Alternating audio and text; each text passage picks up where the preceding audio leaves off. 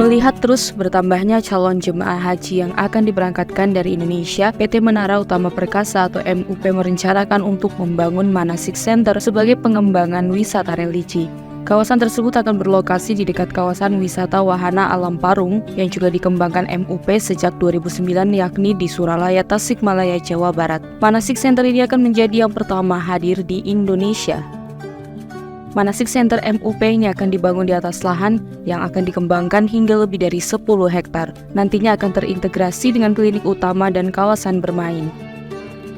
Dalam pengembangan kawasan ini, adapun Menara Utama Perkasa bekerja sama dengan JFG atau Jakarta Financial Group dalam pendanaannya. MUP menggandeng JFG dalam penerbitan surat utang atau obligasi untuk membangun Manasik Center tersebut. Untuk menjaga independensi, transparansi, dan keamanan atas jaminan pengembalian dana, obligasi ini dilengkapi dengan agunan saham perseroan. Kedua perusahaan sendiri telah melakukan sosialisasi secara terbatas kepada investor hingga kalangan agen pemasar pada 8 Maret 2024 lalu di Hotel JW Marriott Kuningan, Jakarta. Trisnadi Luhendo, CEO Jakarta Financial Group, menyampaikan bahwa agen pemasar JFG akan mendukung pengembangan Manasik Center pertama di Indonesia ini yang nantinya bisa menjadi prototipe untuk provinsi lainnya. Ditambah lagi konsep kawasan yang diusung adalah kawasan wisata religi terintegrasi. Sementara itu, dalam menyambut Ramadan 1445 Hijriah di 2024 ini, ada PT Waskita Karya Tbk yang dikabarkan telah merampungkan pembangunan dan perenovasian sejumlah masjid besar di Indonesia. Masjid-masjid tersebut ialah Masjid Baitur Rahman Aceh, Masjid Istiqlal Jakarta, Masjid Baitur Rahman Semarang, dan Masjid Syekh Zaid Solo.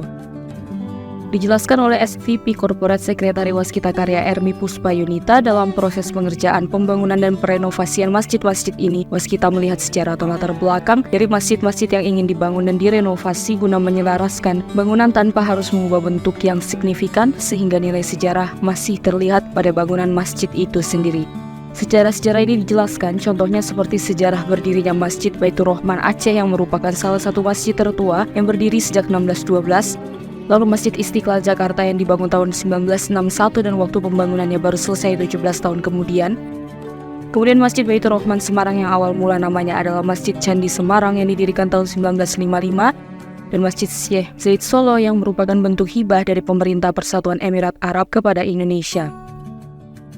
Dikatakan selain sebagai tempat ibadah, dengan hadirnya keempat masjid tersebut diharapkan dapat mempererat silaturahmi sesama umat muslim.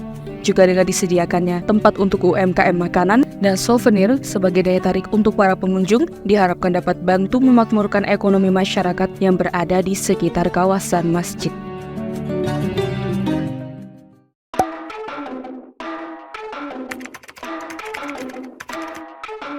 sispro.co.id merupakan portal web database rantai password konstruksi pertama di Indonesia. Telah diakses lebih dari 24 juta views. Setiap tahun hadir menerbitkan versi buku direktori sebagai referensi kontraktor dan stakeholder lainnya untuk mencari mitra pelaksana konstruksi di seluruh Indonesia.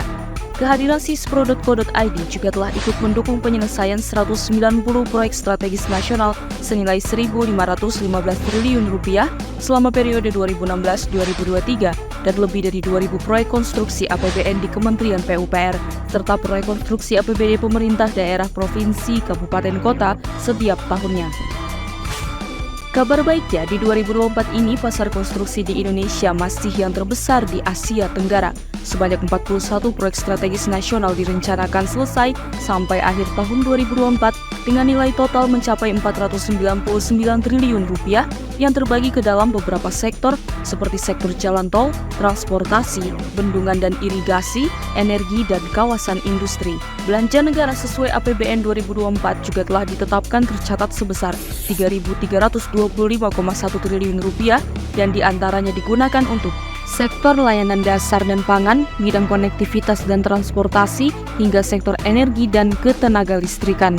Dan tak terlupakan juga proyek monumental dan strategis pembangunan Ibu Kota Negara IKN Nusantara di Kalimantan Timur yang memiliki rencana total anggaran sebesar Rp466 triliun dengan indikasi pendanaan berasal dari APBN, badan usaha atau swasta, dan KPBU. Dalam perkembangannya, Kepala Otorita IKN menyampaikan sampai akhir Januari 2024, total investasi yang telah masuk untuk pembangunan pembangunan IKN tahap 1 dan mulai konstruksi mencapai 47,5 triliun rupiah dan sudah ada sekitar 350 letter of intent yang diterima oleh OIKN.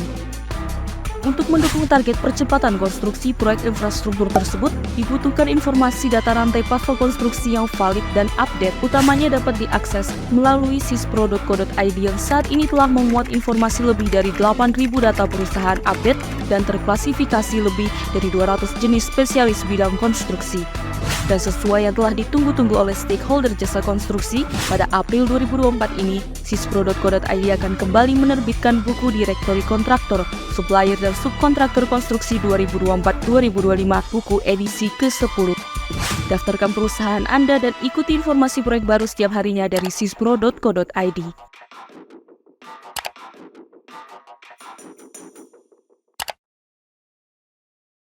Terima kasih sudah menonton video ini. Jika kalian suka videonya, jangan lupa tekan tombol like dan nantikan video-video top konstruksi berikutnya agar tidak ketinggalan berita-berita terbaru seputar dunia konstruksi Indonesia.